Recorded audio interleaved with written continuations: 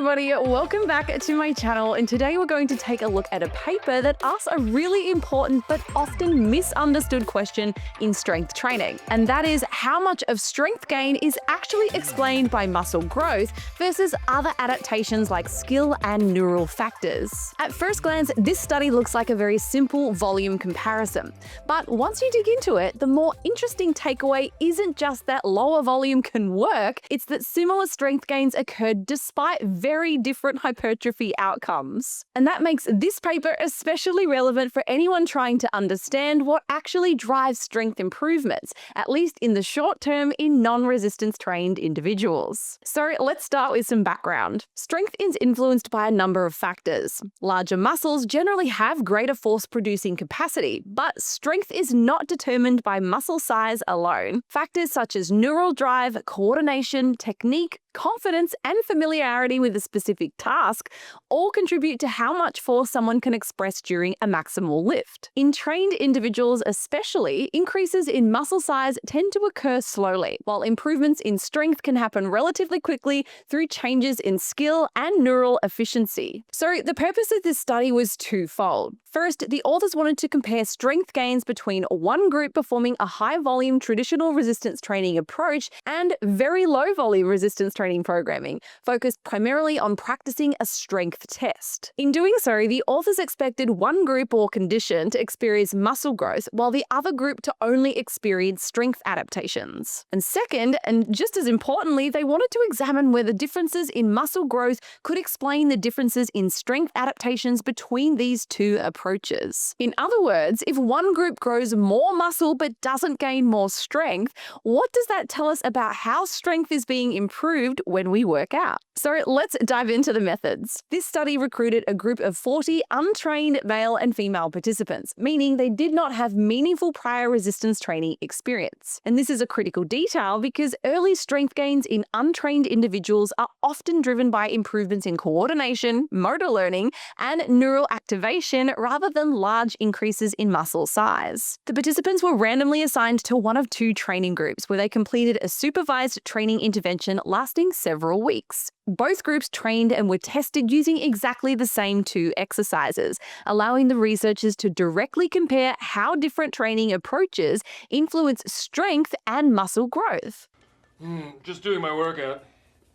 Tuesday's arms and back. The two exercises used for training and testing were a machine-based knee extension or leg extension and a machine-based chest press. These exercises were chosen because they allow for controlled technique, consistent loading, and reliable measurement of both strength and muscle size. Now, the heart of this study lies in how the two groups trained. For the high-volume training group, participants followed a more traditional resistance training approach, which was designed to provide a strong stimulus for muscle growth. Participants performed 4 sets of 8 to 12 reps using submaximal loads, accumulating a relatively high number of total repetitions. Sets were taken close to fatigue, resulting in greater overall training volume and more time under tension. This type of training is consistent with what we typically associate with hypertrophy-focused programming: more total work, greater cumulative mechanical tension, and a stronger stimulus for increases in muscle size. In short, this group was structured to promote muscle growth first,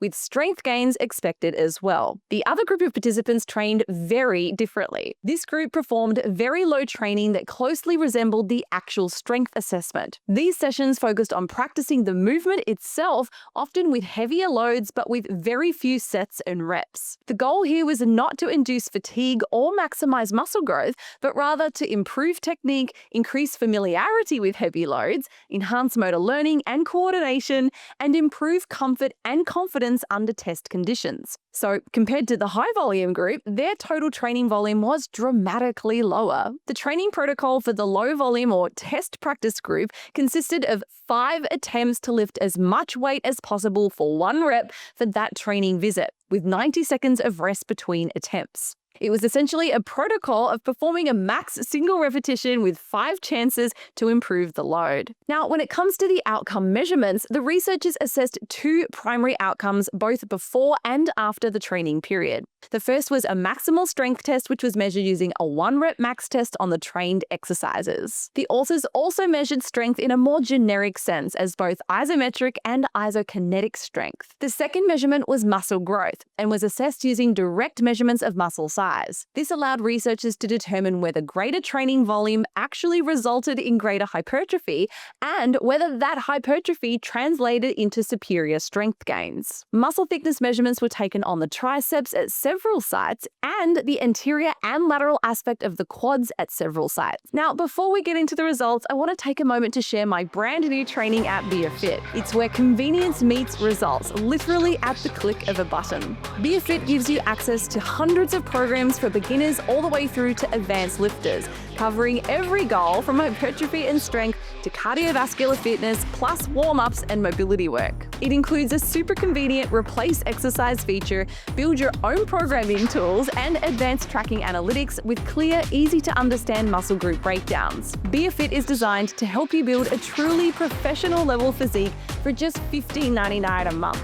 Now, for more details, head to getbiafit.com. Now, let's get back to the study. As expected, the high-volume group experienced greater increases in muscle size compared to the test practice group. This confirms that the training programs were meaningfully different in their hypertrophy stimulus. The higher volume approach did, in fact, promote more muscle growth. So, from a hypertrophy standpoint, the interventions worked exactly as you'd expect. Now, despite these differences in muscle growth, both groups improved maximal strength to a similar degree. In other words, the group that gained more muscle did not gain more strength than the group primarily practicing the test. Strength gains did not seem dictated by the level of hypertrophy, at least over the duration of this 10-week study. So what does this data mean? Well, these findings strongly suggest that non-hypertrophic factors played a major role in strength improvements. Practicing the test likely improved motor coordination, technique efficiency, neural drive, and confidence under maximal loads. Meanwhile, the additional muscle growth seen in the high-volume group